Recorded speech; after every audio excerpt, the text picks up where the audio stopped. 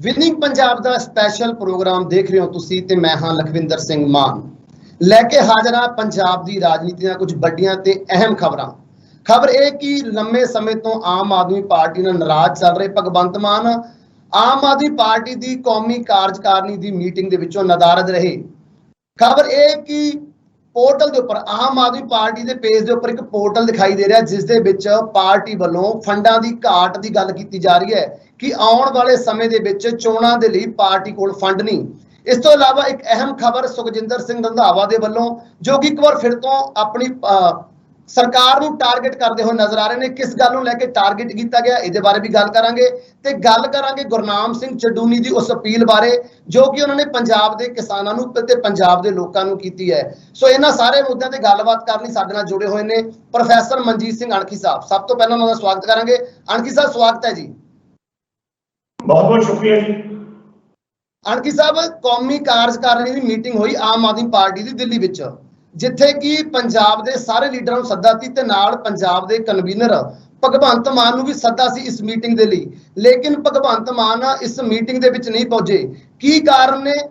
मान साहब देखो कि भगवंत मान की जिहड़ी स्थिति है वो बड़े दिनों तो सामने आ रही है और ये समझा जा रहा है कि अफवाहां नहीं कि भगवंत मान जिहड़ा है पार्टी हाईकमान नाल नाराज तुरिया आ रहा।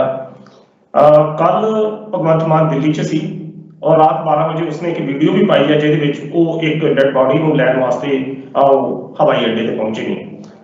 दिल्ली दे विच मौजूद होने के बावजूद भी जेकर भगवंत मान होनी इस समागम की जिहड़ी राष्ट्रीय कौंसल की मीटिंग सी उहदे विच नहीं पहुंचते तां इसके साफ अर्थ ये ने कि आम आदमी पार्टी में सब कुछ चंगा जिहड़ा वो नहीं है। चंगा नहीं है किहड़े पक्ष तो चंगा नहीं है ये असीं वख-वख प्रोग्रामां च अपने दर्शकों को दस चुके हैं बहुत बार, क्योंकि इहो ही एक महत्वपूर्ण गल है कि वो व्यक्ति जिसने बीते 8 सालों के दरमियान इस पार्टी को लहू दे के सिंजिया होवे और जो मुख्यमंत्री की गल होनी हो मुख्यमंत्री के चेहरे की गल होनी हो उस वक्त आम आदमी पार्टी की हाईकमान भगवंत मान के चेहरे को एक पासे नकार के दूजे ये गल कहे कि असीं मुख्यमंत्री का चेहरा जरा वो देवांगे। तो कुदरती तौर पर इस सारे प्रसंग दे विच जिहड़ा एक गुस्सा भगवंत मान च आउणा सुभाविक है। उस गुस्से की ही असीं कह सकते कि सिलसिले की कड़ी है कि भगवंत मान इस राष्ट्रीय कौंसल की मीटिंग दे विच वो शामिल जिहड़ा नहीं होया। जिस तरीके नाल एक वीडियो जिहड़ा अरविंद केजरीवाल का पिछे भी सामने आया सी जिहदे विच कह रहा सी कि अहुदे नहीं मंगने चाहिए, पार्टी की टिकट नहीं मंगनी चाहिए, इस तरह नहीं करना चाहिए, वो नहीं करना चाहिए। वो सारियां जिहड़ियां स्थितियां सन वो सारियां स्थितियां एक ना एक तरीके नाल भगवंत मान नूं ये मैसेज सी कि बे पार्टी वास्ते तू काम कर पर अजे अहुदे दी मंग ना कर।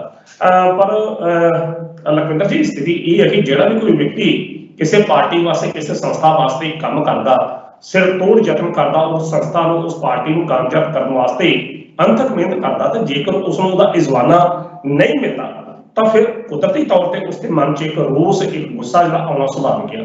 भगवंत मान बड़े बीते दौर का एक क्राइसिस जिहड़ा चलदा पिया। जिस दिन सेवा सिंह सेखवा नूं आम आदमी पार्टी च शामिल कराउणा सी इक्को कार दे विच अरविंद केजरीवाल ते भगवंत मान बैठे सन बराबर ते, पर कहंदे ने कि आपसी कोई गलबात नहीं हुई।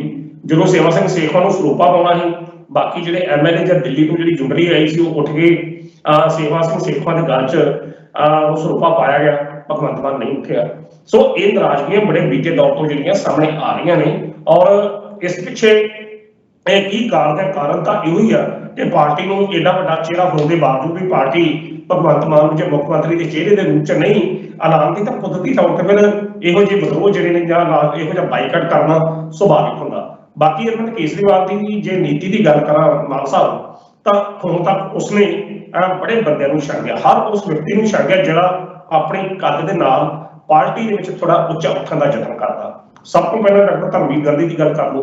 धर्मवीर गांधी पटियाले की वो शख्सियत है कि जिहड़ी नामवर हस्ती है, ईमानदारी का मुजस्मा है, पर वो अपने आधार पर जो उसका कद अरविंद केजरीवाल वालों उच्चे उठन लगा पार्टी ने उन्होंने बाहर का रस्ता विखाता। सुच्चा सिंह छोटेपुर से उन्होंने लोग आखते हैं कि छोटेपुर का राजनीतिक कद इन्ना वड्डा ना हो जाए कि जिहड़ा भगवंत मान नूं टक्कर दे, तां कथित तौर पर भगवंत मान ने छोटेपुर नूं बाहर का रस्ता विखाता। फुलका सिंह सुखपाल खैहरा सिंह ये वो व्यक्ति सन जिन्हां दा अपने आधार पर अपनी शख्सियत पंजाब की राजनीति के एक अहम स्थान है। पर जेकर केजरीवाल दियां ਨੀਤੀਆਂ ਦੇ ਨਾਲ ਜਾਂ ਸੁਭਾਅ ਦੇ ਨਾਲ ਇਹਨਾਂ ਆਗੂਆਂ ਦਾ, ਜਿਨ੍ਹਾਂ ਦਾ ਮੈਂ ਨਾਮ ਲਿਆ, ਸੁਖਪਾਲ ਖਹਿਰਾ ਹੈ, ਕੰਵਰ ਸੰਧੂ ਹੈ, ਫੁਲਕਾ ਜੇ ਨਹੀਂ ਆਇਆ ਤਾਂ ਇਹਨਾਂ ਨੂੰ ਵੀ ਬਾਹਰ ਦਾ ਰਸਤਾ ਵਿਖਾ ਦਿੱਤਾ ਗਿਆ। ਤੇ ਹੁਣ ਜਿਹੜੀ ਵਾਰੀ ਆ ਉਹ ਮੈਨੂੰ ਭਗਵੰਤ ਮਾਨ ਦੀ ਲੱਗਦੀ ਹੈ, ਕਿਉਂਕਿ ਭਗਵੰਤ ਮਾਨ ਆਪਣੇ ਆਧਾਰ ਤੇ ਉਹਦਾ ਕੱਦ ਇੱਥੋਂ ਤੱਕ ਹੋ ਗਿਆ ਪੰਜਾਬ ਦੇ ਵਿੱਚ ਕਿ ਉਹ ਮੁੱਖ ਮੰਤਰੀ ਦਾ ਚਿਹਰਾ ਬਣ ਸਕਦਾ। ਪਰ ਜਿਸ ਤਰੀਕੇ ਨਾਲ ਅਰਵਿੰਦ ਕੇਜਰੀਵਾਲ ਉਸ ਨੂੰ ਨਕਾਰਦਾ ਪਿਆ ਤਾਂ ਕੁਦਰਤੀ ਤੌਰ ਤੇ ਫਿਰ ਸੁਭਾਵਿਕ ਤੌਰ ਤੇ ਗੁੱਸਾ ਜਾਂ ਵਿਦਰੋਹ ਜਿਹੜਾ ਕਿਸੇ ਵਿਅਕਤੀ ਵੱਲੋਂ ਆਉਣਾ ਸੁਭਾਵਿਕ ਹੁੰਦਾ। ਔਰ ਜੋ ਅਣਖੀ ਸਾਹਿਬ ਗੱਲ ਇਹ ਹੈ ਜੀ, ਜਿਹੜਾ ਸੀਐਮ ਦੇ ਚਿਹਰੇ ਦੀ ਮੰਗ ਭਗਵੰਤ ਮਾਨ ਵੱਲੋਂ ਘੱਟ ਹੋ ਰਹੀ ਹੈ, ਲੇਕਿਨ ਜੋ ਸਾਡੇ ਪੰਜਾਬ ਦੇ ਲੋਕ ਨੇ ਉਹਨਾਂ ਵੱਲੋਂ ਜ਼ਿਆਦਾ ਮੰਗ ਹੈ, ਕਿਉਂਕਿ ਉਹ ਚਾਹੁੰਦੇ ਨੇ ਭਗਵੰਤ ਮਾਨ ਚਾਹੇ ਚਾਹੇ ਨਾ ਚਾਹੇ, ਲੇਕਿਨ ਲੋਕਾਂ ਜੋ ਆਵਾਮ ਹੈ ਜੀ ਪੰਜਾਬ ਦੇ ਵਿੱਚ ਆਮ ਆਦਮੀ ਪਾਰਟੀ ਨਾਲ ਜੁੜਿਆ ਹੋਇਆ ਹੈ, ਉਹਨਾਂ ਦੀ ਸਭ ਤੋਂ ਵੱਡੀ ਮੰਗ ਹੀ ਇਹ ਹੈ ਵੀ ਜੇਕਰ ਅਗਲੇ ਚੋਣਾਂ ਦੇ ਵਿੱਚ ਸੀਐਮ ਦਾ ਅਹੁਦਾ ਜਾਂ ਸੀਐਮ ਦਾ ਚਿਹਰਾ ਭਗਵੰਤ ਮਾਨ ਨਹੀਂ ਹੋਏਗਾ ਤਾਂ ਪਾਰਟੀ ਦਾ ਨੁਕਸਾਨ ਬਹੁਤ ਜ਼ਿਆਦਾ ਹੋਏਗਾ। ਇਹ ਮੰਗ ਭਗਵੰਤ ਮਾਨ ਦੀ ਨਾ ਹੋ ਕੇ ਲੋਕਾਂ ਦੀ ਮੰਗ ਬਣ ਚੁੱਕੀ ਹੈ ਜੀ। ਦੇਖੋ ਬਿਲਕੁਲ ਜੀ, ਜੇ ਲੋਕ ਹਨ ਤਾਂ ਹੀ ਕੋਈ ਨੇਤਾ ਬਣਦਾ। ਅੱਜ ਦੀ ਸਥਿਤੀ ਦੇ ਵਿੱਚ ਜਿਹੜੇ ਲੋਕ ਨੇ ਪੰਜਾਬ ਦੇ ਕੋਨੇ-ਕੋਨੇ ਤੋਂ, ਜਿਹੜੇ ਆਮ ਆਦਮੀ ਦੇ ਵਰਕਰ ਨੇ ਜਾਂ ਸਮਰਥਕ ਨੇ, ਤੇ ਆਮ ਪੰਜਾਬ ਦੀ ਜਨ ਸਧਾਰਨੀ ਇੱਕ ਤੀਜੇ ਪੱਧਰ ਦੇ ਰੂਪ ਦੇ ਵਿੱਚ ਆਮ ਆਦਮੀ ਪਾਰਟੀ ਨੂੰ ਵੇਖਦੀ ਹੈ। ਤਾਂ ਆਮ ਆਦਮੀ ਪਾਰਟੀ ਦਾ ਜਿਹੜਾ ਰਾਮ ਚਿਹਰਾ ਜਾ ਕੇ ਪੰਜਾਬ ਦੇ ਵਿੱਚ ਭਗਵੰਤ ਮਾਨ ਤੇ ਜਾ ਕੇ ਰੁਕਦਾ ਤਾਂ ਕੁਦਰਤੀ ਤੌਰ ਤੇ ਜੇਕਰ ਲੋਕਾਂ ਦਾ ਸਮਰਥਨ, ਆਮ ਜਿਹੜੇ ਪਾਰਟੀ ਦੇ ਜਿਹੜੇ ਵਰਕਰ ਨੇ ਉਹਨਾਂ ਦੀ ਮੰਗ ਜਾਂ ਲੋਕਾਂ ਦਾ ਪਿਆਰ, ਇਹਨੂੰ ਕਥਨ ਤੌਰ ਤੇ ਪਿਆਰ ਤਾਂ ਵੈਸੇ ਮਾਨ ਸਾਹਿਬ ਮੈਂ ਤਾਂ ਕਦੀ ਅੱਜ ਤੱਕ ਵੇਖਿਆ ਨਹੀਂ ਕਿਸੇ ਲੀਡਰ ਨੂੰ ਲੋਕਾਂ ਨਾਲ ਹੋਵੇ ਜਾਂ ਲੋਕਾਂ ਨੂੰ ਲੀਡਰ ਨਾਲ ਹੋਵੇ। ਪਿਆਰ ਤਾਂ ਘਰ ਦੇ ਵਿੱਚ ਨਹੀਂ ਹੁੰਦਾ, ਬਾਹਰ ਕਿੱਥੇ ਹੁੰਦਾ। ਇਹ ਐਵੇਂ ਗੱਲਾਂ ਨੇ। ਚਲੋ ਉਸ ਸਮੇਂ ਦੀ ਜਿਹੜੀ ਸਥਿਤੀ ਆ, ਲੋਕੀ ਕਹਿ ਸਕਦੇ ਭਗਵੰਤ ਮਾਨ ਦੇ ਸ਼ਬਦਾਂ ਜਿਸ ਤਰ੍ਹਾਂ ਭਗਵੰਤ ਮਾਨ ਕਹਿ ਰਿਹਾ, ਮੇਰਾ ਕਿ ਤੁਸੀਂ ਭਗਵੰਤ ਮਾਨ ਦੇ ਬੋਲਾਂ ਨੂੰ ਵੀ ਆਧਾਰ ਬਣਾਇਆ ਕਿ ਇਹ ਲੋਕ ਮੈਨੂੰ ਪਿਆਰ ਕਰਦੇ ਆ ਤੇ ਇਹਨਾਂ ਦੇ ਦਿਲ ਦੀ ਜਿਹੜੀ ਖਾਹਿਸ਼ ਹੈ ਮੈਂ ਪਾਰਟੀ ਹਾਈਕਮਾਨ ਤੱਕ ਪੇਸ਼ ਕਰਦੀ ਹਾਂ, ਕਿਉਂਕਿ ਪਾਰਟੀ ਹਾਈਕਮਾਨ ਦੇ ਵਿੱਚ ਮੈਂ ਪੁੱਲ ਦਾ ਕੰਮ ਕਰਦਾ। ਤਾਂ ਮਾਨ ਸਾਹਿਬ ਜੇਕਰ ਪੁੱਲ ਦਾ ਹੁਣੇ ਕੰਮ ਕਰਦਾ ਤਾਂ ਫਿਰ ਕਿਸੇ ਹੋਰ ਬੰਦੇ ਦਾ ਵੀ ਨਾਂ ਲਿਆ ਜਾ ਸਕਦਾ ਆ। ਪਰ ਚਲੋ ਇਹ ਸ਼ਾਇਦ ਸਾਡਾ ਚਰਚਾ ਦਾ ਵਿਸ਼ਾ ਨਹੀਂ ਆ। ਵਿਸ਼ਾ ਇਹੋ ਹੀ ਆ ਕਿ ਭਗਵੰਤ ਮਾਨ ਜਿਹੜਾ ਉਹ ਇਸੇ ਆਪਣੀ ਨਾਰਾਜ਼ਗੀ ਕਾਰਨ ਰਾਸ਼ਟਰੀ ਕੌਂਸਲ ਦੀ ਜਿਹੜੀ ਮੀਟਿੰਗ ਆ ਉਹਦੇ ਵਿੱਚ ਉਹ ਸ਼ਾਮਲ ਨਹੀਂ ਹੋਇਆ। ਤਾਂ ਅਗਲੇ ਕੁਝ ਦਿਨਾਂ ਦੇ ਵਿੱਚ ਜੇਕਰ ਸਥਿਤੀਆਂ ਭਗਵੰਤ ਮਾਨ ਤੇ ਅਰਵਿੰਦ ਕੇਜਰੀਵਾਲ ਦੇ ਵਿਚਕਾਰ ਇਹੋ ਜਿਹੀਆਂ ਹੀ ਰਹਿੰਦੀਆਂ ਨੇ ਤਾਂ ਨਤੀਜੇ ਜਿਹੜੇ ਨੇ ਗੰਭੀਰ ਹੋ ਸਕਦੇ ਨੇ ਆਮ ਆਦਮੀ ਪਾਰਟੀ ਵਾਸਤੇ। ਪਰ ਤੁਹਾਨੂੰ ਅਣਖੀ ਸਾਹਿਬ, ਹੁਣ ਆਪਾਂ ਅਗਲੇ ਮੁੱਦੇ ਤੇ ਆਈਏ ਕਿਉਂਕਿ ਸਮੇਂ ਦੀ ਬਹੁਤ ਘਾਟ ਹੈਗੀ। ਤੇ ਪੋਰਟਲ ਦੀ ਗੱਲ ਕਰੀਏ, ਜੋ ਆਮ ਆਦਮੀ ਪਾਰਟੀ ਦੇ ਪੇਜ ਉੱਪਰ ਇੱਕ ਪੋਰਟਲ ਦਿਖ ਰਿਹਾ ਹੈ। ਇੱਕ ਪਾਸੇ ਤਾਂ ਆਮ ਆਦਮੀ ਪਾਰਟੀ ਦੇ ਕਨਵੀਨਰ, ਆਮ ਆਦਮੀ ਪਾਰਟੀ ਦੇ ਮੁਖੀ ਕੇਜਰੀਵਾਲ ਲਗਾਤਾਰ ਕਹਿੰਦੇ ਆ ਰਹੇ ਵੀ ਜੇਕਰ ਅਸੀਂ ਪੰਜਾਬ ਦੇ ਵਿੱਚ ਸਰਕਾਰ ਬਣਾ ਪਾਏ ਤਾਂ ਅਸੀਂ ਪੰਜਾਬ ਦਾ ਸੁਧਾਰ ਕਰ ਦਾਂਗੇ, ਲੇਕਿਨ ਦੂਸਰੇ ਪਾਸੇ ਪਾਰਟੀ ਦੇ ਫੰਡ ਦੇ ਵਿੱਚ ਘਾਟ ਦੀ ਗੱਲ ਕਰ ਰਹੇ ਨੇ। ਜੇਕਰ ਉਹਨਾਂ ਕੋਲੇ ਪਾਰਟੀ ਦਾ ਫੰਡ ਹੀ ਨਹੀਂ ਚੋਣਾਂ ਲੜਨ ਦਾ, ਉਹਨਾਂ ਕੋਲੇ ਪੈਸੇ ਹੀ ਨਹੀਂ, ਤਾਂ ਉਹ ਕਿਵੇਂ ਚੋਣਾਂ ਲੜਨਗੇ ਤੇ ਕਿਸ ਅੰਦਾਜ਼ ਨਾਲ ਦੇਖ ਰਹੇ ਨੇ ਪੰਜਾਬ ਦੇ ਵਿੱਚ ਪਾਰਟੀ ਨੂੰ ਕਾਇਮ ਕਰ ਲੈਣਗੇ ਜਾਂ ਚੋਣਾਂ ਜਿੱਤ ਕੇ ਆਪਣੀ ਸਰਕਾਰ ਬਣਾ ਲੈਣਗੇ? ਇਹ ਜਿਹੜਾ ਪ੍ਰਸ਼ਨ ਤੁਸੀਂ ਮੈਨੂੰ ਕਰ ਰਹੇ ਹੋ ਨਾ, ਬੜਾ ਗੰਭੀਰ ਪ੍ਰਸ਼ਨ ਹੈਗਾ ਕਿ ਪੋਰਟਲ ਤੇ ਫੰਡਾਂ ਦੀ ਮੰਗ ਜਿਹੜੀ ਕਰਨੀ ਜੀ। ਤੁਹਾਨੂੰ ਯਾਦ ਹੋਵੇਗਾ ਜਦੋਂ 2017 ਦੀ ਚੋਣ ਜਦੋਂ ਸ਼ੁਰੂ ਹੋਈ ਤਾਂ ਉਸ ਵਕਤ ਪੰਜਾਬ ਦੇ ਵਿੱਚ ਆਮ ਆਦਮੀ ਪਾਰਟੀ ਦੀ ਲਹਿਰ ਜਿਹੜੀ ਪੂਰੀ ਸਿਖਰ ਤੇ ਸੀ। ਤਾਂ ਉਸ ਲਹਿਰ ਨੂੰ ਸਿਖਰ ਤੇ ਪਹੁੰਚਾਉਣ ਵਾਸਤੇ ਜਿਹੜੇ ਵਿਦੇਸ਼ਾਂ 'ਚ ਸਾਡੇ ਭਰਾ NIR ਜਿਹੜੇ NRI ਨੇ ਉਹ ਵਸਦੇ ਨੇ, ਉਹਨਾਂ ਨੇ ਪੂਰਾ ਜ਼ੋਰ ਉਹਨਾਂ ਦਿਨਾਂ ਦੇ ਵਿੱਚ ਪੰਜਾਬ ਦੇ ਵਿੱਚ ਆਣ ਕੇ ਲਾਤਾ। ਤਨ ਮਨ ਧਨ ਦੇ ਨਾਲ ਉਹਨਾਂ ਲੋਕਾਂ ਨੇ ਆਮ ਆਦਮੀ ਪਾਰਟੀ ਦੀ ਜਿਹੜੀ ਸੇਵਾ ਜਿਹੜੀ ਆ ਉਹ ਕੀਤੀ ਔਰ ਉਸ ਸੇਵਾ ਦਾ ਸਿੱਟਾ ਇਹੋ ਨਿਕਲਿਆ ਕਿ ਜਿਹੜੀ ਪਾਰਟੀ ਆ ਉਹ ਸਿਖਰ ਤੇ ਪਹੁੰਚਦੀ 20 ਸੀਟਾਂ ਦੀ ਆ ਕੇ ਰੁਕ ਗਈ। ਤੇ ਇਹ ਇਲਜ਼ਾਮ ਲੱਗਾ ਕਿ ਉਹ ਜਿਹੜਾ ਫੰਡ ਉਸ ਵੇਲੇ ਇਕੱਠਾ ਹੋਇਆ ਸੀ ਚੋਣਾਂ ਦੇ ਨਾਮ ਤੇ ਪੰਜਾਬ ਦੇ ਵਿੱਚ, ਉਹ ਜਿਹੜੀ ਸੰਜੇ ਸਿੰਘ ਦੀ ਜੁਗਲੀ ਸੀ ਕਥਾ ਤੌਰ ਤੇ ਉਹ ਹੀ ਲੈ ਲੂ ਗਈ ਤੇ ਆਮ ਆਦਮੀ ਪਾਰਟੀ ਜਿਹੜੀ ਫਾਡੀ ਰਹਿ ਗਈ। ਬੇਸ਼ੱਕ ਉਸ ਸਮੇਂ 'ਚ ਜਿਹੜੇ ਇਹਦੇ ਵਿਧਾਇਕ ਸੀ, ਜਿਹੜੇ ਉਮੀਦਵਾਰ ਸੀ, ਉਹਨਾਂ ਨੇ ਚੋਣਾਂ ਲੜੀਆਂ, ਆਪਣੇ ਦਮਖਮ ਨਾਲ ਲੜੀਆਂ ਤੇ ਜਿੱਤੇ ਸੀ, ਪਰ ਉਹ ਅਸਲੀ ਫੰਡ ਦੇ ਅਜੇ ਤੱਕ ਕੋਈ ਸਮਝ ਨਹੀਂ ਲੱਗੀ ਕਿ ਉਹ ਫੰਡ ਕਿੱਧਰ ਗਿਆ, ਜਿਹੜਾ ਫੰਡ ਵਿਦੇਸ਼ਾਂ ਤੋਂ ਬੜੀ ਭਾਰੀ ਮਾਤਰਾ ਦੇ ਵਿੱਚ ਆਮ ਆਦਮੀ ਪਾਰਟੀ ਨੂੰ ਮਿਲਿਆ। ਹੁਣ ਵੀ ਸਥਿਤੀਆਂ ਉਹੋ ਜਿਹੀਆਂ ਬਣਦੀਆਂ ਪਈਆਂ। ਕਈ ਵਾਰੀ ਇਸ ਤਰ੍ਹਾਂ ਲੱਗਦਾ ਕਿ ਅਰਵਿੰਦ ਕੇਜਰੀਵਾਲ ਦੀ ਨੀਤੀ ਇਹੋ ਹੀ ਆ ਕਿ ਜਦੋਂ ਚੋਣਾਂ ਆਉਣ ਇਹੋ ਜਿਹਾ ਫੰਡਾਂ ਦਾ ਰੌਲਾ ਪਾਇਆ ਜਾਵੇ ਤਾਂ ਫੰਡਾਂ ਦਾ ਰੌਲਾ ਪਾ ਕੇ ਫੰਡ ਜਿਹੜੇ ਇਕੱਤਰ ਕੀਤੇ ਜਾਣ ਤਾਂ ਫਿਰ ਉਹਨਾਂ ਫੰਡਾਂ ਦੀ ਜਿਹੜੀ ਵਰਤੋਂ ਜਾਂ ਦੁਰਵਰਤੋਂ ਹੋਣੀ ਆ ਉਹ ਦਿੱਲੀ ਜਾਂ ਹੋਰ ਕਿਸੇ ਵਿਧਾਨ ਸਭਾ ਕਿਸੇ ਰਾਜ ਦੇ ਵਿੱਚ ਹੋਣ ਵਾਲੀਆਂ ਵੋਟਾਂ ਦੇ ਸਮੇਂ ਉਹਨਾਂ ਦੀ ਕੀਤੀ ਜਾਵੇ। ਆਹ ਬੜਾ ਇੱਕ ਟਿਪੀਕਲ ਜਿਹਾ ਸਵਾਲ ਆ ਕਿ 3 ਵਾਰੀ ਜਿਹੜਾ ਮੁੱਖ ਮੰਤਰੀ ਰਹਿ ਚੁੱਕਾ ਉਹ ਪਾਰਟੀ ਦਿੱਲੀ ਦੇ ਵਿੱਚ ਇੱਕ ਬੜੀ ਮਜ਼ਬੂਤ ਪਾਰਟੀ ਆ ਔਰ ਉਸ ਤੇ ਇੱਕ ਮੈਂਬਰ ਵੀ ਲੋਕ ਸਭਾ ਰਾਜ ਸਭਾ ਦੇ ਉਹਦੇ ਮੈਂਬਰ ਵੀ ਨੇ ਔਰ ਪੰਜਾਬ ਦੇ ਲੋਕ ਇਸ ਪਾਰਟੀ ਨਾਲ ਤੁਰਦੇ ਆ, ਦਿਲੋਂ ਤੁਰਦੇ ਆ। ਪਰ ਇਹਦੇ ਬਾਵਜੂਦ ਜੇ ਫੰਡਾਂ ਦੀ ਘਾਟ ਆ ਤਾਂ ਪਾਰਟੀ ਫਿਰ 3 ਸਾਲ ਕੀ ਕਰ ਜਿਹੜੀ ਦਿੱਲੀ ਦੇ ਵਿੱਚ 8 ਸਾਲ ਹੋ ਚਲੇ ਨੇ ਰਾਜ ਕਰਦੇ ਉਸ ਨੂੰ ਕੀ ਕਰਦੀ ਰਹੀ? ਕੀ ਇਹੋ ਜਿਹੇ ਕੋਈ ਵੀ ਉਹਦੇ ਸੂਤਰ ਨਹੀਂ ਹਨ ਜਿਹੜੇ ਉਸ ਨੂੰ ਫੰਡ ਮੁਹੱਈਆ ਕਰ ਸਕਣ? ਪੰਜਾਬ ਦੀ ਸਥਿਤੀ ਅਲੱਗ ਹੋ ਸਕਦੀ ਹੈ। ਪੰਜਾਬ ਦੇ ਵਿੱਚ ਅੱਜ ਵੀ NRI ਭਰਾ ਆਮ ਆਦਮੀ ਪਾਰਟੀ ਨੂੰ ਤਨ ਮਨ ਧਨ ਦੇ ਨਾਲ ਸੇਵਾ ਕਰਨ ਨੂੰ ਤਿਆਰ ਨੇ, ਪਰ ਅਗਲੀ ਜਿਹੜੀ ਮਨਸ਼ਾ ਆ ਉਹ ਕਲੀਅਰ ਨਹੀਂ ਹੈ। ਜੇਕਰ ਜਿੰਨਾ ਚਿਰ ਤੱਕ ਤੁਸੀਂ ਮੁੱਖ ਮੰਤਰੀ ਦਾ ਚਿਹਰਾ ਨਹੀਂ ਉਲੀਕਦੇ, ਨਹੀਂ ਡਿਕਲੇਅਰ ਕਰਦੇ, ਨਹੀਂ ਐਲਾਨਦੇ, ਤਾਂ ਕੁਦਰਤੀ ਤੌਰ ਤੇ ਫੰਡਾਂ ਦੀ ਘਾਟ, ਅਜੇ ਤਾਂ ਫੰਡਾਂ ਦੀ ਘਾਟ ਆਈ ਹੈ ਜਿਹੜਾ ਪੋਰਟਲ ਤੇ ਪਾਇਆ, ਇਸ ਤੋਂ ਬਾਅਦ ਵਰਕਰਾਂ ਦੀ ਘਾਟ ਵੀ ਹੋ ਸਕਦੀ ਹੈ, ਇਸ ਤੋਂ ਬਾਅਦ ਸਮਰਥਕਾਂ ਦੀ ਘਾਟ ਵੀ ਹੋ ਸਕਦੀ ਆ, ਔਰ ਪਾਰਟੀ ਟੁੱਟ ਵੀ ਸਕਦੀ ਹੈ ਕਿ ਜਿਸ ਤਰੀਕੇ ਨਾਲ ਭਗਵੰਤ ਮਾਨ ਹੋਣੀ ਇਸ ਵੇਲੇ ਚੱਲਦੇ ਪਏ ਨੇ।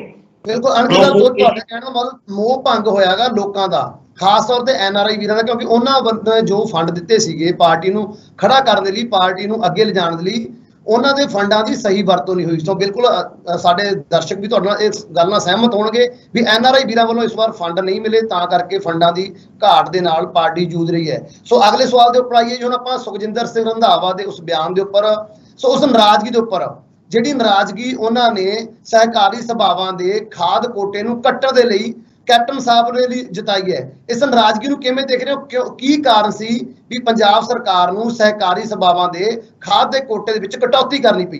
ਕਿਵੇਂ ਦੇਖ ਰਹੇ ਹੋ ਉਸ ਫੈਸਲੇ ਨੂੰ?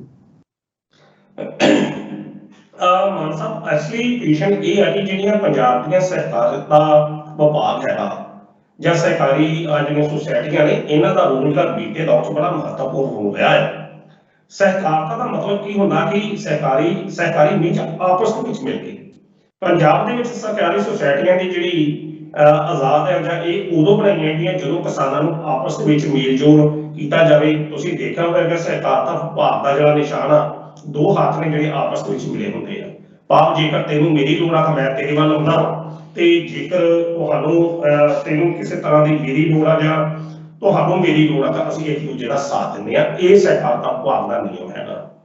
ਤਾਂ ਸਹਿਕਾਰਤਾ ਵਿਭਾਗ ਦਾ ਜਿਹੜੀ ਯੋਜਨਾ ਸੀ ਉਹ ਬੜੀ ਵਧੀਆ ਸੀ, ਬੜਾ ਵਧੀਆ ਇਸ ਦੇ ਨਿਸ਼ਾਨੇ ਸਨ। ਪਰ ਅੱਜ ਦੇ ਦੌਰ 'ਚ ਜਿਸ ਤਰੀਕੇ ਨਾਲ ਸੁਖਜਿੰਦਰ ਸਿੰਘ ਰੰਧਾਵਾ ਹੋਰਾਂ ਨੇ ਜਿਹੜੀ ਤੁਸੀਂ ਗੱਲ ਕੀਤੀ ਕਿ ਖਾਦ ਦਾ ਕੋਟਾ ਕੱਟਣ ਦੀ ਸਿਫਾਰਿਸ਼ ਕੀਤੀ ਹੈ, ਅਸਲ ਦੇ ਵਿੱਚ ਇਹ ਹੈ ਕਿ ਧਾਂਦਲੀਆਂ ਜਿਹੜੀਆਂ ਨੇ ਸਹਿਕਾਰਤਾ ਵਿਭਾਗ 'ਚ ਬਣੀਆਂ ਹੋਈਆਂ ਨੇ। ਕਿਉਂਕਿ ਜਦੋਂ ਵੀ ਇੱਕ ਸੁਸਾਇਟੀ ਬਣਦੀ ਆ ਤਾਂ ਉਹਦੇ ਕੋਈ 8-10 ਜਿਹੜੇ ਮੈਂਬਰ ਹੁੰਦੇ ਆ, ਔਰ ਮੈਂਬਰਾਂ ਨੂੰ ਬਕਾਇਦਾ ਤੌਰ ਤੇ ਕਰਜ਼ੇ ਦੀ ਸਹੂਲਤ ਆ ਜਿਹਦੇ ਨਾਲ ਬੜਾ ਕੁਝ ਉਹ ਕਰ ਸਕਦੇ ਆ। ਪਰ ਪੰਜਾਬ 'ਚ ਹੋਇਆ ਕਿ ਪੰਜਾਬ ਦੇ ਵਿੱਚ ਇਸ ਵੇਲੇ ਮੇਰਾ ਨਹੀਂ ਖਿਆਲ ਕਿ 80% ਪੰਜਾਬ 'ਚ ਵੱਧ ਸੁਸਾਇਟੀਆਂ ਜਿਹੜੀਆਂ ਉਹ ਕੰਮ ਕਰਦੀਆਂ ਹੋਣ, 80-90 ਸੁਸਾਇਟੀਆਂ ਨੇ ਹਟ ਗਈ।